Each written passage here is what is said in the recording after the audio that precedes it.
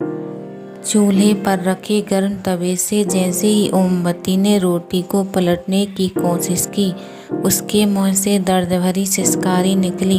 उंगलियां रोटी की बजाय तवे से छू गईं। ओमवती ने जल्दी से उंगलियों को पानी में डुबोकर जलन कम करने की कोशिश की।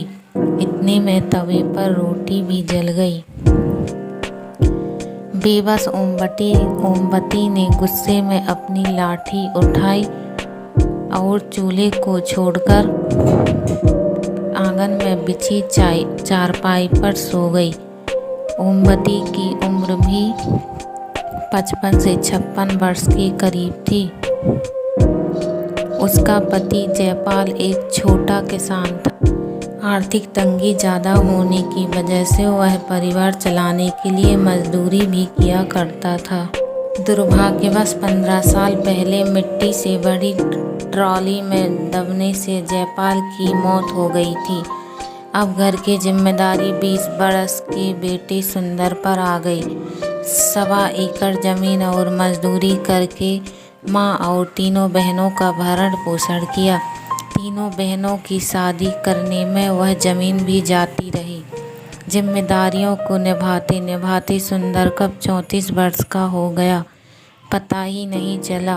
ओमवती ने नाते रिश्तेदारों में सुंदर के रिश्ते की बात चलाई, मगर उम्र और गरीबी को देखकर सबने कन्नी काट ली। समाज वाले कहने लगे, भाई जमीन तो है नहीं, उम्र भी 35 की होने को है, ऐसे में कौन देगा अपनी बेटी। ओमवती को आंखों से दिखना कम हो गया था और हाथ पैर भी कब तक साथ देंगे। ओमवती अपनी उंगलियों के पोरों को सहलाते हुए फिर से उठी और लाठी के सहारे चलकर चूल्हे के पास बैठ गई। वह बड़बड़ाई, कमबख्त मौत भी तो नहीं आती, रोज रोज मरने से अच्छा है एक ही दिन मर जाऊं। चूल्हे के पास बिछे पटरे पर बैठकर तवे से जली रोटी हटाई, फिर से रोटियां बनाने लगी। भगवान भी क्यों बुलाएगा, उसने तो सारे दुख मेरी ही किस्मत में लिखा है। ओमवती ने रोटियां बनाकर कपड़े में लपेटकर रख दी, साबुत लाल मिर्च निकाली और नमक पानी डालकर चटनी पीसकर रख दी। फिर खाट पर लेट गई। सुंदर कंधे पर फावड़ा लिए घर पहुंचा। ओमवती अभी किस्मत को कोस ही रही थी कि सुंदर मुस्कुराकर माँ के पास पहुंचा। क्या माँ, आज भी भगवान जी से शिकायत कर रही हो? हाँ, कर रही हूँ शिकायत। सुंदर समझ गया। माँ की उंगलियों के पोरों में छाले उभर आए थे। देखकर सुंदर दुखी हो गया। कहने लगा, माँ, कितनी बार कहा है रोटियां मैं बना दिया करूँगा, कितना वक्त लगता है, थोड़ी सी रोटियां मैं जला ली ना अपनी उंगलियां। ओमवती सुबकने लगी। माँ को दुखी देख सुंदर भी रोने लगा। सुंदर बोला, अम्मा, गलती भगवान की नहीं, मैं ही नालायक निकला। कोई मेरे रिश्ते के लिए तैयार नहीं। आज अगर कोई रोटी बनाने वाली होती तो तुम्हें हाथ नहीं जलाने पड़ते।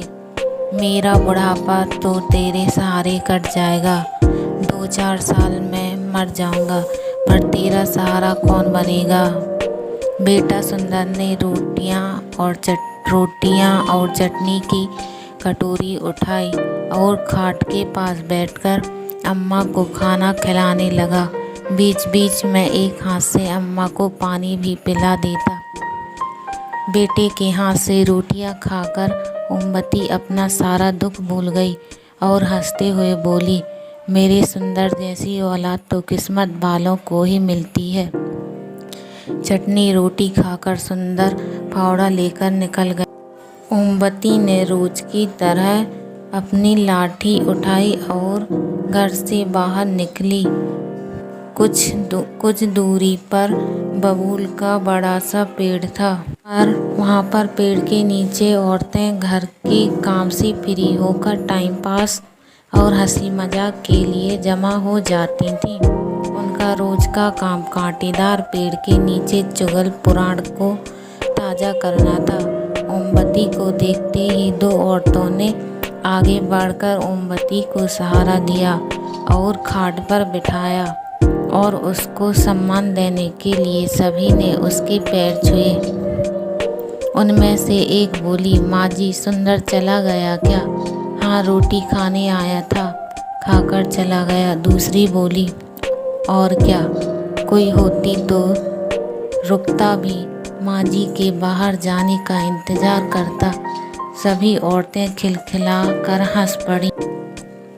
ओमवती ने बुरा नहीं माना, वह जानती थी भी है औरतें खराब नहीं हैं, साफ दिल की हैं। अभी तो उस जैसी गरीब बेबस को इज्जत देती हैं।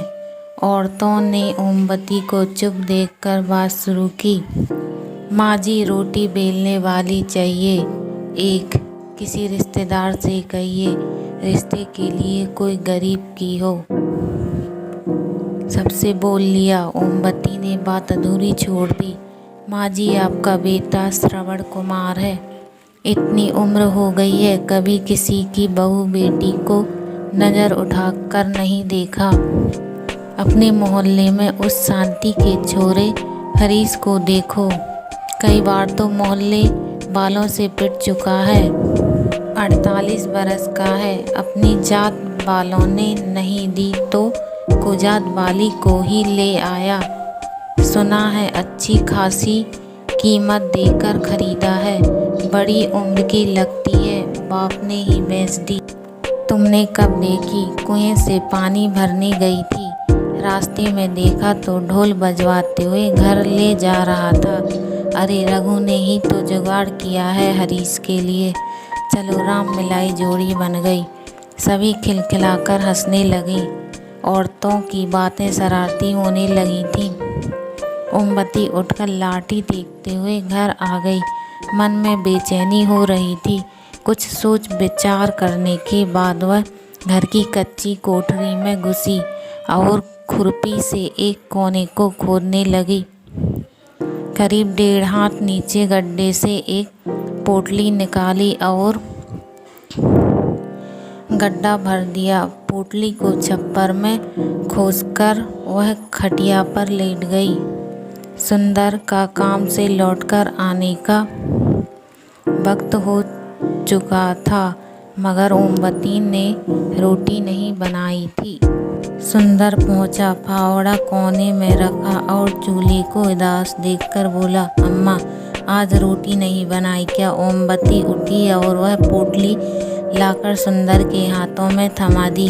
अम्मा यह क्या है? इसमें चांदी के जेवर हैं, मैंने बहू के लिए बचा कर रखे थे, इन्हें बेचकर बहू ले आ। सुंदर हंसते हुए बोला, अम्मा पागल हो गई हो क्या? बहू कोई बाजार में बिकती है जो ले आऊं?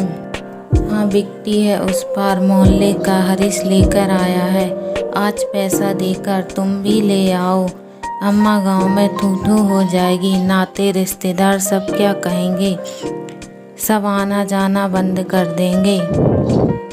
क्यों होगी थू थू? इतनी ही चिंता है नाते रिश्तेदारों को तो क्यों नहीं करा देते तुम्हारा? किसी ने पूछा है आज तक तुझसे, मरते मरते उंगलियां जलाऊं मैं, जीते जी सुख नहीं देखा, बिना पोता पोती का मुँह देखे मारना चाहता है मुझे। ओमवती फपक कर रो पड़ी। अम्मा के आंसू सुंदर से नहीं देखे गए। रुआसी आवाज़ में बोला, अम्मा रो मत, तू जैसा कहेगी वैसा ही करूँगा, तेरे सिवा मेरा है ही कौन दुनिया में। अब चुप हो जा। सुंदर की बात सुनकर ओमवती के आंसू थम गए। वह ऐसे खुश हुई जैसे बेटे की सगाई पक्की हो गई हो, जैसे बहू घर आने वाली है। ओमवती की खुशियों को पंख लग गए। पूरी उमंग के साथ उठी और झटपट खाना बनाया। सुबह होते ही सुंदर साइकिल लेकर बाजार गया। वापस लौटकर उसने माँ के हाथ पर 13,000 रुपये रख दिए। ओमवती ने पूछा, बस इतने ही? अम्मा चांदी का भाव ही क्या है? सुनान ने काट कर इतने ही दिए, इतने में बहू कैसे आएगी? मैं क्या जानूं? तुमने कहा तो बेच आया, अब मैं नहीं जानता। ओमवती बोली, तू रघु से बात कर, कोई न कोई रास्ता निकल जाएगा। ओमवती की आंखों में पनप रहे सपने मुरझाने लगे। गरीबी की खाई में उसकी हसरतें फिसलती और मरती रहीं। गरीबी ना होती तो सुंदर के पिता मिट्टी में दबकर क्यों मरते? सुंदर अपनी उम्मीदों को क्यों दफन करता? झोपड़ी में मायूसी ना होती।